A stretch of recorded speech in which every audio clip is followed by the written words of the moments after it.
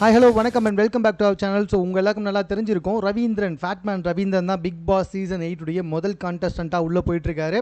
உள்ளே போனதுக்கு முன்னாடியே விஜய் சேதுபதி அவர் பயங்கரமாக வந்துட்டு கலாய்ச்சி தான் அமிச்சார். சார் என்ன உள்ளே இருக்கவங்களோட வெளியே இருக்கும்போது வந்துட்டு உங்களுக்கு ரொம்ப வருமானம் அதிகமாக இருந்துச்சா, அந்த மாதிரிலாம் வந்துட்டு அவரை பேசி பயங்கரமாக இக்கட்டான சூழ்நிலை கொண்டு வந்தார்.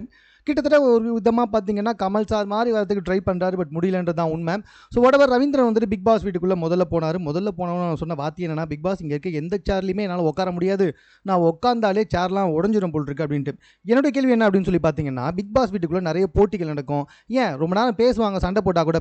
எனக்கு தெரிஞ்சு ரவீந்திரன் ரொம்ப ஒரு 4 ஸ்டெப்பு போனால் கூட மூச்சு அவருக்கு வாங்கிட்டு தான் இருக்குது. சரி, நானாக சொல்லலை, கிண்டலும் பண்ணல, அவருக்கு ஆகிறத தான் சொல்லிட்டு இருக்கேன்.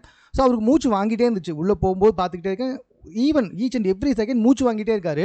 இப்படிப்பட்ட ஒருத்தரை வந்துட்டு எப்படி பிக் பாஸ் வீட்டுக்குள்ளே அனுப்புகிறாங்கன்னு தெரில. நிறைய பேருக்கு வந்துட்டு வாய்ப்பு கொடுத்துருக்கலாம், பட் ஆனால் இவரை எதுக்காக பர்டிகுலராக அனுப்புகிறாங்கன்னு சுத்தமாக புரியல. ஏன்னா இவரால் கண்டிப்பாக ஒரு டாஸ்க் கூட பண்ண முடியாது.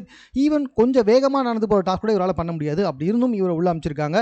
இவரால் எந்த இடத்துலையும் உட்கார கூட முடியல, சேர்லாம் உட்காந்து உடஞ்சிரும்னு சொல்லிட்டு பயப்படுறாரு.